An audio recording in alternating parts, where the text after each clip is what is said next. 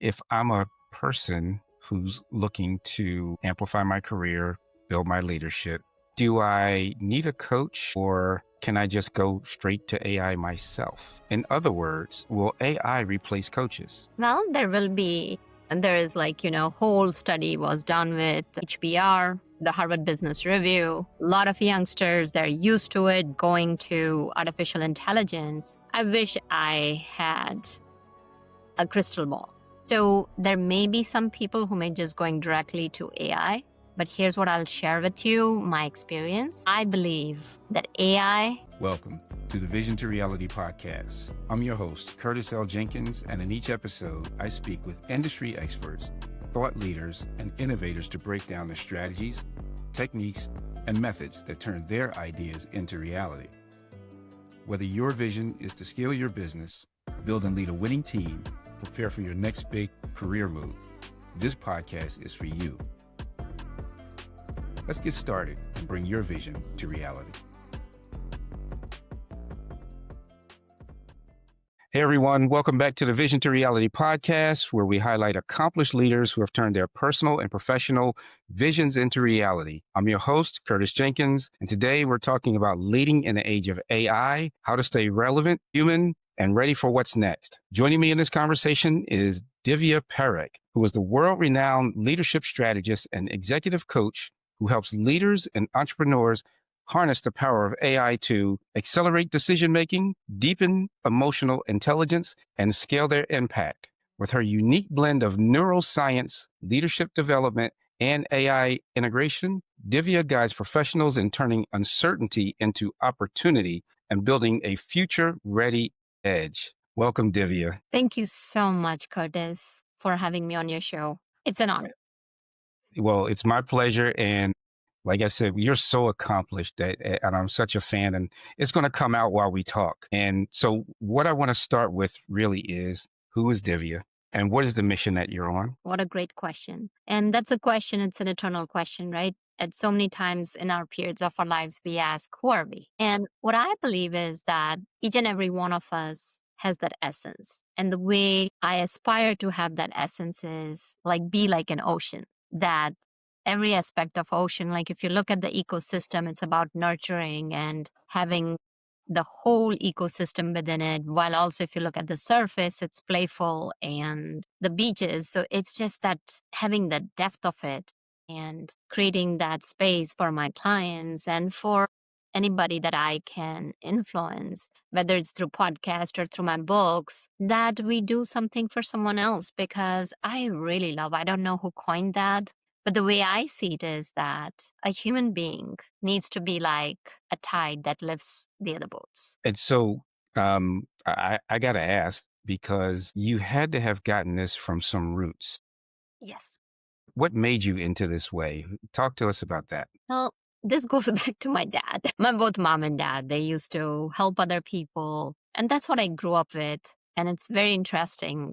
My dad used to be a tree hugger. He would go on a neighbor's property. There was this tree that was very, almost kind of getting not that many trees off it. And there were 3 or 4 cluster of trees. Anytime they would try to cut it, he would go on their private property and hug those trees. And our neighbor would kind of come and tell my mom that, you know what, it's my thing. And my dad is like, oh, that's not right. It's important. And then I still remember those little skirmishes where people would take him for a ride. And my mom would say, help people out, but be sure you're helping the right person.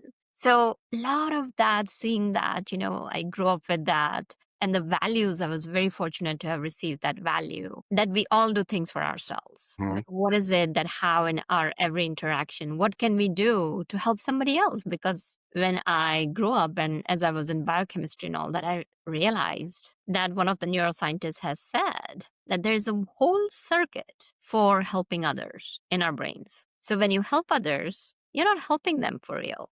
You're helping yourself. You're feeling good about it. Nice. So that's the roots. Talk to me about the vision you've had for your life, and then maybe give some details on how you designed it.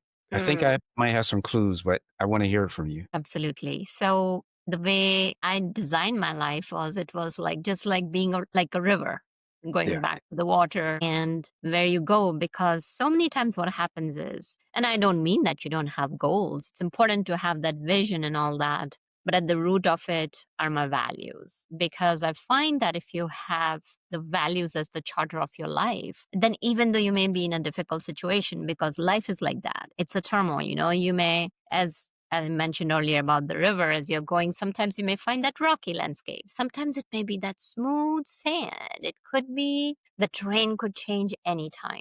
So I have designed my life in different ways, and sometimes life decides to take another turn. It's important to me, one of my values is mindfulness. Another one is the value of giving back, and the impact is at the core of it.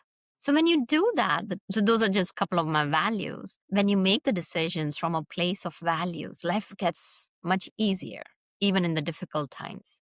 It doesn't mean that you'll not experience pain or discomfort. You will, because that's what life is about. It's about how you relate to it and how you're going to respond or react to it.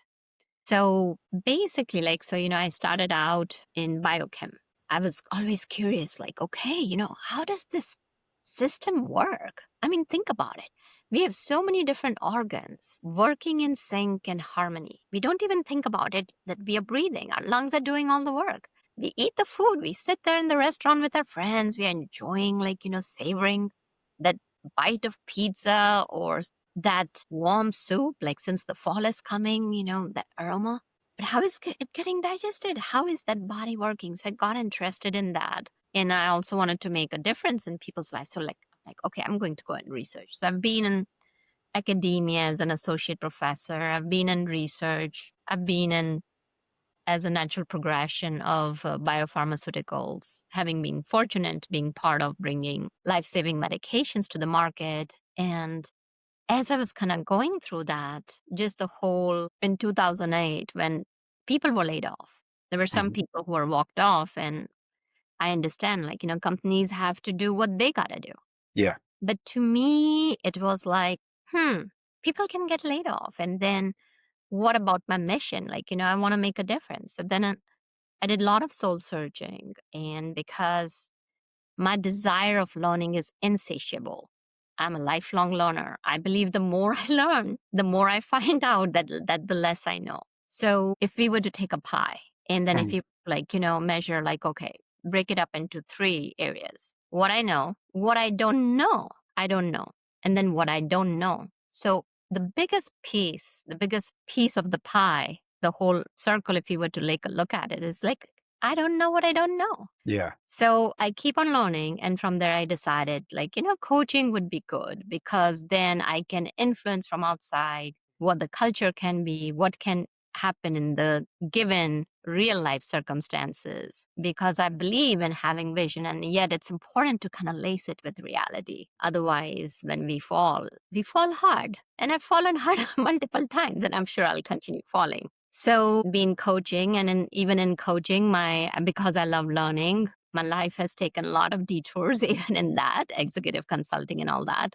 And I'm an early adapter. So I bring my storytelling, neuroscience, and now the artificial intelligence has joined the group of areas that I have learned. It came out, got my curiosity, I jumped straight into it and put in tons and tons of work over the past few years. And every day I break AI. You break AI. Yes. So either it will start hallucinating, or it will Mhm. stop doing what it's supposed to do. So it's important to test it to the jagged frontiers. Yeah. What is its capacity? What is it's capable of? And it's growing as we are growing. I love that you break AI.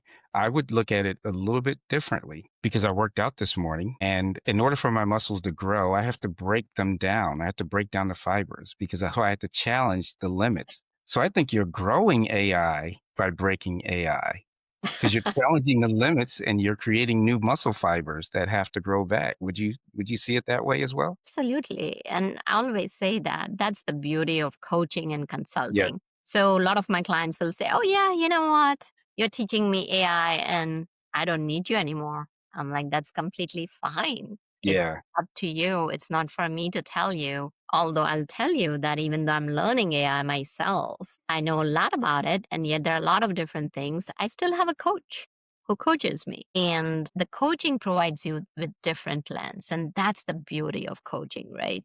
It helps us become aware of our blind spots. It helps us formulate different lenses through which we look at anything in life. Yeah.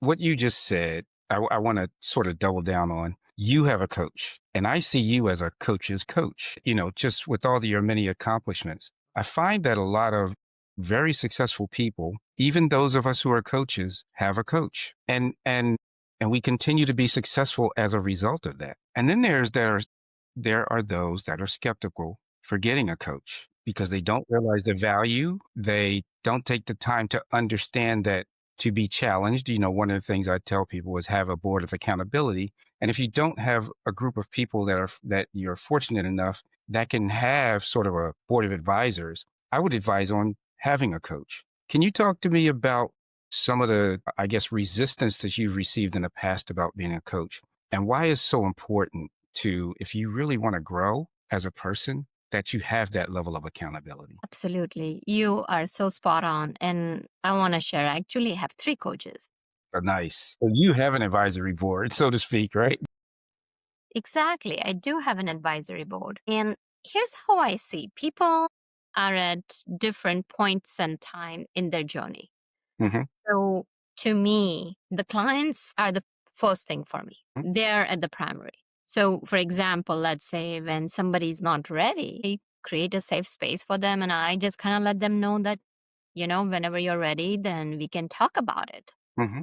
Because here's the thing, right? If somebody's completely not ready for it, then you can talk to them until you're blue in the face and it's not That's going right. to make a difference. That's right.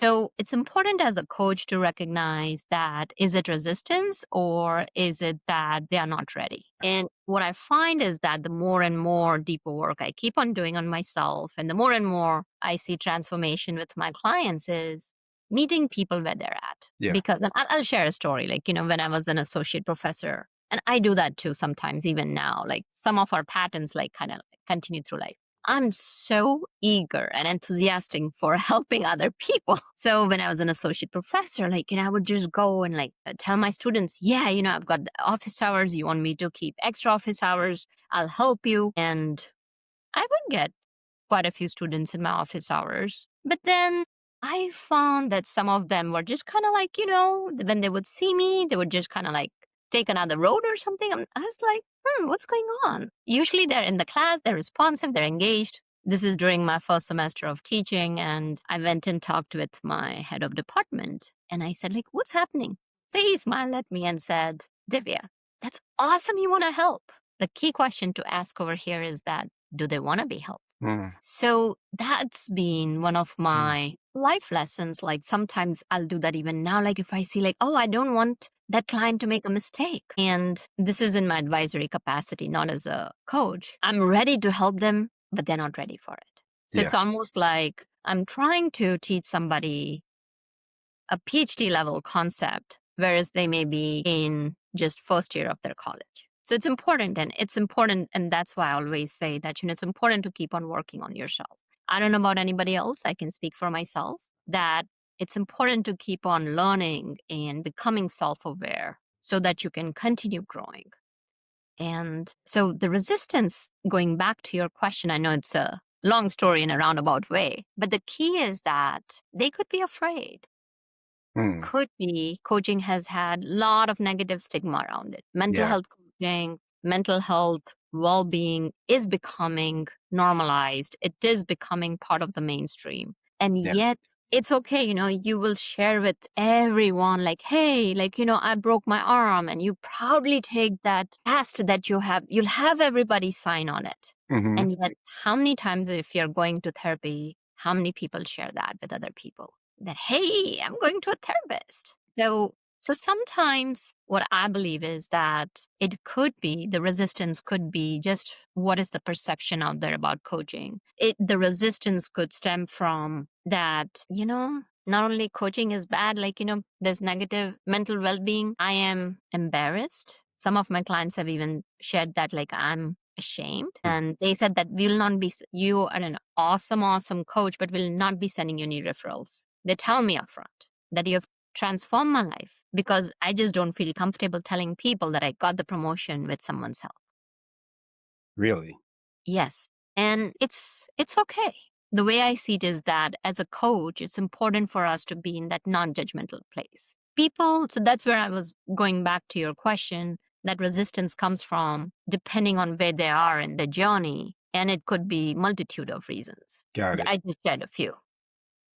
Okay. So I guess if I was summing it up, it's just deeply personal, Yes. right? And it's deeply personal, depending on the individual, what it is that they feel about coaching, right? Some people don't, maybe they equate it to therapy. And I know that therapy has long been given a bad name, although many of us use therapy because we know that we need it as well as coaching. No, I appreciate you sharing that. And I want to start talking about your journey on AI, right? So we kind of Hmm. talked about it in the beginning. As I introduced you, there were three main points, and I'll sort of kind of read them. Accelerate decision making. So I want you Hmm. to talk about decision making, the importance, and how you use AI to do so. Deepen emotional intelligence. Now, that part, that one, I'm really looking forward to talking to you because I never even thought that AI can help a person with emotional intelligence. And so, can you tell me how you use this to build leaders, coach executives, and to help them with these two areas? Absolutely. So, as far as AI is concerned, I'll give you stories about coaches Yep. themselves also, like because I've got a whole program for coaches and I've got a program for executives. So for let's take a coach scenario like decision making. Sometimes it can be that you don't know, you have this gut instinct. Hmm. You are not sure if you want to work with that client. So now, let's say if you don't have any other data, Hmm. at your stake, and you have like you want like a sounding board partner. So I've created like gpts or like workflows where you can use that, and you can use chat gpt not as your coach, not as your therapist, because again, you're not going to find that lens that a human can bring to it. Hmm. So the key is I help them develop the metacognitive skills. And when I talk about metacognitive skills, it's about thinking about your thinking. And that addresses both the emotional intelligence and the decision making. So, what happens is like, okay, how do I build my self awareness? So, for example, I'll just give an example of a coach that I was helping. So, this coach was coaching an executive, a very complex, toxic boss, and the client was in a victim mindset, and a lot was going on. And she was coming to me for coaching, but her husband lost the job. And she said, Divya, I don't think so I'll be able to continue coaching with you. So I said, how about we do a mix of it? I give you some AI workflows, and then you go through with that with AI. And Hmm. then what you can do is you can come to me for just half an hour. So to me, it's about like, how can I help my client succeed the best? And Okay. then for her, it was that how can she make her client succeed the best? So then what happens with the workflows is like, I create the workflows in such way so the AI becomes your partner, where it's asking you question, it's holding you accountable. That all right, you did this. What were your interpretations? Or if there is some data, like, as you're building the data through. Now the key is that you have to get the permission from your client to use AI. If you don't, then it's against the ethics and integrity of coaching. Got it. Told her like we can do it, but first get the permission. She went, and he said like whatever you can do, I'm open to coaching, I'm open to being challenged. Mm. Gave her the written permission, and it's important to get the written permission. And then another thing, like let's say if you're using chat gpt, so I have got like a team account. So when it's a team account, nothing that I share about my clients, of course this is happens after getting their permission. If they're okay with my using AI, the large language models doesn't get trained on it. So you Mm. have to also kind of like think about, even if you're a coach or a company, you got to think about the governance. You got to think about the ethics before you go into AI. I mean, I don't think so we'll have the time to talk about it today, but I just wanted to kind of hit upon it. And then the thing is like, when you're talking about emotional intelligence and decision making, it goes just beyond knowing something. Hmm. it's about helping yourself. How do you learn? How are you solving problems? How are you making decisions? So, for example, like recognizing your strengths, weaknesses, biases. And we may say that, now AI, but think about it. What are these assessments? Like MBTI, Colby's Index, Strengths Finder, MBTI, Myers-Briggs Type Indicator. Myers-Briggs. Yeah. So I could go on, right? Like there's a human design. I mean, there's so many assessments out there. Those are a question. And like once it goes in there, it's pulling out the data for you. AI is no different. So now kind of think about it. It also helps you with the best tool to use. So for example, I've got 500 frameworks. I've got so many different frameworks that I've created over 15 years, 15 plus years of coaching that, right, I need to help my client. Now, how can I bring my client up to speed so he could not coach with her all the time because there's that time limit. So going back to my coach client, so she was like, my client needs me like every single day. So I said, okay, let's develop a workflow for him for AI, basically understanding like what he does, and helping her build a workflow so that would assess his patterns because it would take us time. We can do that. But then what happens is that when you talk about the decision making, you put in the numbers, you put in the behaviors, the triggers, whatever recordings they've done, like this happened. This is what my boss told me. And this is what I felt. I felt unheard. I felt undervalued. So they're recording all that. And now when you put it in there, and AI is kind of pulling out that pattern. So yes, as a coach, you can do that. But now what this tool does for you is that it's expediting what would take like 4 coaching sessions just to 1. Okay. And then what happens is it's also training you in the sense that like now you see like, oh yeah, these are the triggers. So it's also helping you deepening your emotional intelligence, which you can miss. And I'm a firm believer that I'm a very good coach, but I sincerely believe that I have blind spots. Like just like driving, you could have driven, like you could be the best NASCAR driver, but you're still going to have some blind spots. Mhm. So similarly, so this becomes, think about it like that extended arm who's doing the work. And also what it allows, like simple thing, like it allows you to do is like transcript. If Mhm. your clients are open, you take the transcript and whatever nuances you may have missed out, because now you may be taking notes. I mean, a lot of people have started taking notes with Fathom but again, be sure you check with the client. If the client says no, then don't take. Every time, get their permission. So now what happens is that it helps the coach also learn about the client much faster and pick on those emotional intelligence pieces, like where you may have missed out a pattern. And then next time when you're seeing with the same client, you've learned from AI and you'll be able to recognize it. So that's just like one of the ways. Then it kind of helps you if you've given like well-structured inputs, right? It helps you take a step back based on it. What am I trying to solve here?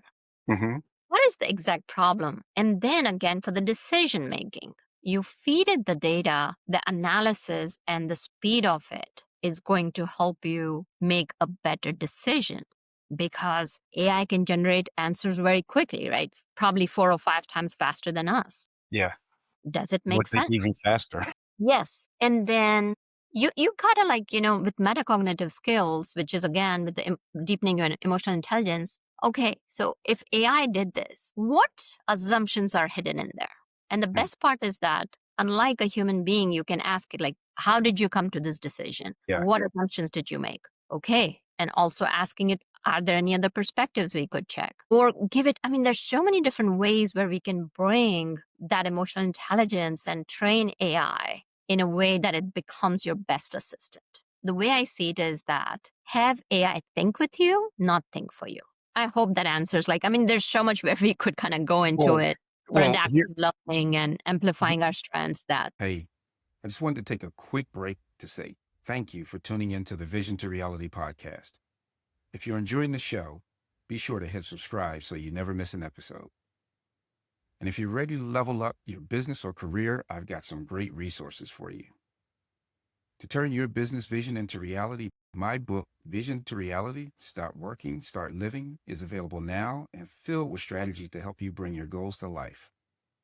Plus, the companion Vision to Reality digital workbook is the perfect tool to guide you step by step through the process. You can grab both at curtisljenkins.com. And if you're preparing for your next job search, check out my book, The Only Job Search Book You Will Ever Need. This book uses proven marketing strategies that have been used for over 60 years to help you rise above competition to land your dream job. You can grab your copy at curtisljenkins.com. And I have great news. This book will be updated with a new version that includes recent impacts on the job search process, such as remote work, AI, government policy changes, and much more. Thanks again for listening. Now let's get back to the conversation. Yeah. So here's where it took my mind. And the first thing I'm not sure, you may have mentioned this or not, but I'm just going to ask a direct question. If I'm a person who's looking to amplify my career, build my leadership, do I need a coach or can I just go straight to AI myself? In other words, will AI replace coaches? Well, there is whole study was done with HBR, the Harvard Business Review. A lot of youngsters, they're used to it going to artificial intelligence. I wish I had a crystal ball.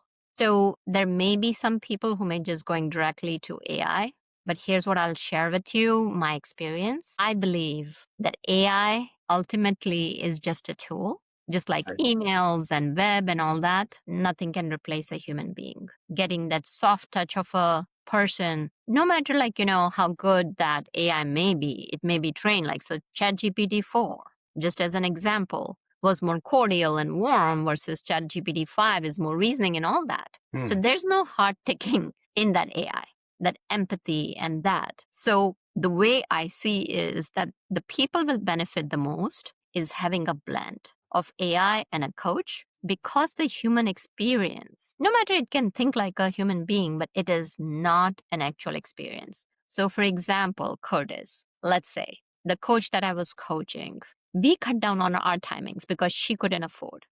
And so she couldn't have coached with me at all because just kind of doing 1 or 2 sessions a month versus where we were doing 6 sessions a month could not have replaced. With the advent of AI and the blend of coaching and AI, she was able to help. So that's the future I would like to see. I'm an optimist. I don't know if that's where it will go. I just want to be realistic because we are seeing a lot of companies laying off people. But that's where the key is, that you gotta train to have those metacognitive skills built so you can shape your career, whether you're a coach or a leader. Because when you are bringing and when you can shape the path, when you can design that here, this is, let's say you may be on the verge of getting laid off and now you've had full AI training where you're thinking about through the metacognitive skills, you could come and say yeah, I see that, you want to remove my job, but here's my experience and here's how I see how I could help the company within the next 3 years. It's not just this, but here are the breaking points. Here are the workflows where there are issues which AI will not be able to fix, where you'll need my intervention. So to me, the best or the perfect marriage would be with humans and AI together, not just either or. So that made me think of two people or maybe two groups. First, as you mentioned that the best of AI, the best situation is humans and AI. But I'm a business owner now and I'm pressured by my investors or by the market to get more productivity leveraging AI, which may turn into laying people off. Mm-hmm. So hold on to that for a second, because on the flip side, I'm somebody who's laid off because of AI, or at least that's my perception. So I want you to talk through both sides of that, but I really want you to double down on the person who's afraid of AI and AI is going to take their job. Let me get your perspective on that. Absolutely. So the fear is for real because 3 years back, if you go and look at the KPMG reports, look at 2022, 2023, 2024, look at the succession of those reports. And you'll find that first, CEOs were like exploring, should I even bring in the AI? Now, everybody's jumping on the bandwagon to be AI first. Yeah. Now, CEOs are proudly touting, they're not saying we laid off people, but they're saying we used AI for so much productivity. So the fear is real. I'm just going to be blunt over here because sometimes it's important to have that hard conversation. So if you are going to get stuck in the past, there are six stages to the AI adoption, which is denial. Then there's anger, right? Like, hey, the whole world has turned upside down. And then it's like, AI is going to crush me. And the key is that when you're in that phase is to embrace that zone of discomfort, because unless you step into the discomfort, the growth is not going to happen. And how can I experiment? How can I take that tiny step? How can I blend my experience so that I can get ahead of it? And how can I harness AI to power my team, not only myself? So that is like a general thing. Now, going back to the two scenarios you said that you were laid off because of AI. So it's important to hold on to your strength. And I'm sorry that happened to you. If it were me, I would never lay off anybody, of course, but that's not up to me. And that's part of me where it's like, I keep on dreaming that, it's always people first. That said, if you're laid off because of that, so look at how could you integrate AI in your life? And that's why I wrote the book. I'm writing a book which is a comprehensive. I started out with one chapter, two chapters. It's been like 10 to 11 months in coming now, just kind of sending it out to the beta readers, where I give like full leverage, like what will happen for next 3 to 4 years. Understand AI. Now is not the time to be an ostrich or a turkey. And the reason I said turkey is that turkey just is used for Thanksgiving meal and that's it. Then you're gone. So if you don't want to be a turkey, you gotta come out and you gotta see how you can take that experience and learn about AI and how you can shape your future career while having the flexibility and adaptability that you could be in that next career and that could be gone. Because just look at the masters in computer science. All these youngsters, because the coding is happening through, now Claude came out with the whole thing. It has got the memory and it's like the coding, ChatGPT has the codex, all of that is going on. It's about having the adaptability. Adaptability is going to be one of the top skills that will keep us thriving in changing times. So change is inevitable. It's important to do that. And now from a business owner's perspective, yes, you gotta lay off people. What if you could take your existing people, don't hire more? Spotify, Toby said that I want everybody to have the AI usage as reflexive. And what that means, reflexive is like instinctual, like second nature, as taking a breath every whatever few seconds that we take. And he said that before you put in a requisition, I want you to show why AI cannot do the work. So if I were the business owner, I would take my people, and of course, not everybody may be the right fit. Some people may have to go, which may happen. Not having a specific scenario, I'm just talking in general. See how you can use their experience, because that's where most companies are making mistakes. So one of the executives that I was coaching, they just AI first, AI first, AI first. Then got the tools, very expensive tool, a fintech company. And of course, they got to have their own enterprise thing, but they hadn't looked at processes. So if you are a business leader or a professional, see where are the gaps and show your value, how you could put it.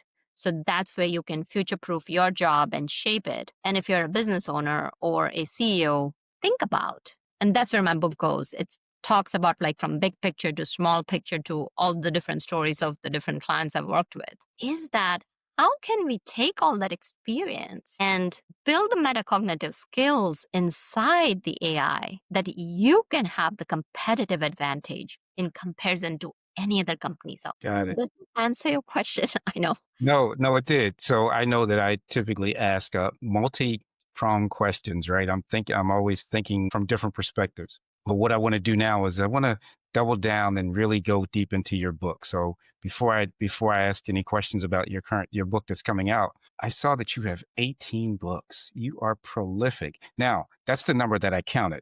So first of all, I could be wrong. You could have more than that. How many books do you have? How many books do you have? Lost count. And reason Well, I can say that, hey, I am a writer because this is everything is like pre-GPT. It and was that's very what I wanted to interesting. highlight. I wanted to highlight that about you because you're a very accomplished writer. Now, talk to me. What is the book about? What's the title? Give me everything I need to know about the book right now. Well, the title, I'm still kind of Gotcha. going back and forth about it. Yeah. The goal of the book is comprehensive to help you understand where the future is in AI, how it will help the different leaders.